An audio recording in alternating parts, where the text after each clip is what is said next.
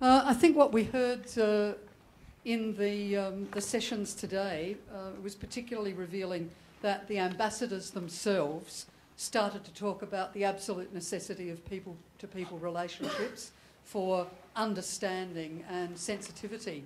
And I think that we heard people from business and health sectors, and I know it's true of aid sectors, that those people understand that arts and culture are at the forefront of doing that people-to-people business. A question was raised in our group. I wonder what other sectors are thinking about when we say the arts can do it very well.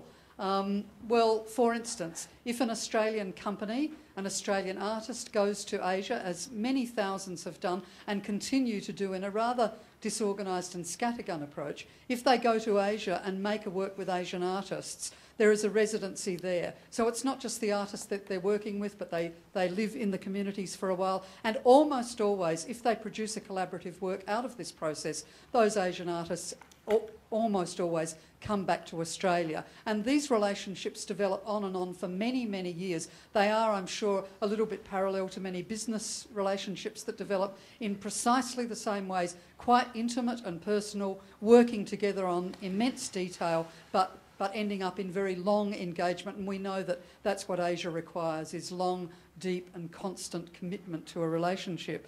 So if the arts are there, if they do that thing best, then I think the arts and cultural sector would like to work with all other sectors to make sure that we can be made use of in as many ways possible to fulfil the very practical things that you need to do. I think one of the ambassadors said that the main point, and I think it may have been the ambassador from China, who said the main thing is that we be on an equal footing. And when you engage in an artistic project, in a cultural project, it is almost always on an equal footing, this kind of collaborative way of working. So even down to the process and the way artists work in international collaborations could be a really valuable pointer to a number of other sectors about how we work. Secondly, I think we would express our wholehearted commitment to the increasing understanding of Asia through all levels of education. I know there are moves with the new national curriculum at the moment, and we'll all be observing them very, very carefully about how they are yet again incorporating arts and culture into the process of that kind of understanding. Art and artists will be essential to that process in education, along with the linguists and the historians, and with the assistance of all broad reach media of all kinds. Thirdly, it came up really that this engagement, as I said, has been in a kind of scattergun fashion for more than 30 years, with artists, with companies, with different state, federal, local, municipal initiatives about engagement with artists. There are myriad connections, and often spasmodic, and according often to individual passion.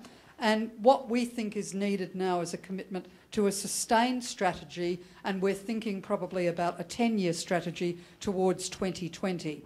As I said, there was far too much in these myriad connections and the work done and that is being done to be able to crystallise any of that into discrete policy suggestions for this afternoon. So what we need to do is work towards something more focused.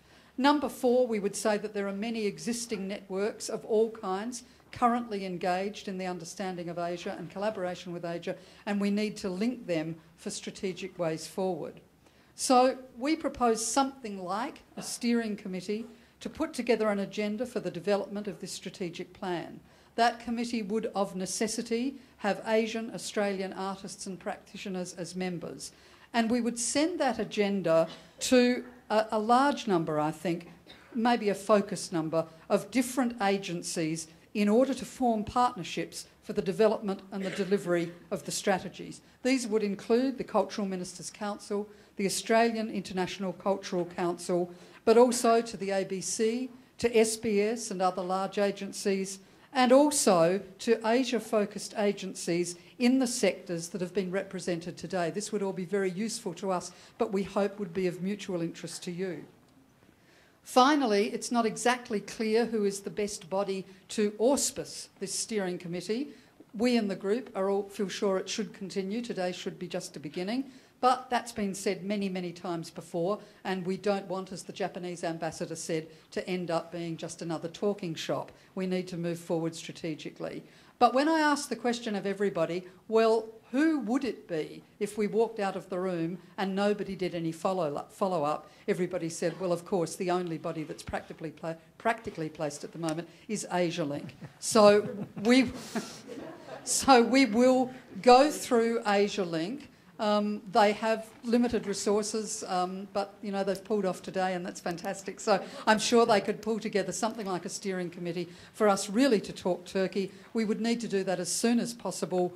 We understand that there's an AICC meeting in October, and while that would be an incredible push for Asialink to get an agenda out to enough bodies and to them in October, that's what we'd kind of aim for. Can I just say lastly, thank you for including the arts in this discussion. I learned an incredible amount this morning, and it's always a great privilege to sit with leadership in other sectors, because I know I learn a lot, and a lot of the things I do follow from that exchange, but I think everybody in the arts sector felt the same way. We're not often integral to these conversations. They're deeply appreciated in return. We hope we can help you in the future. Thank you.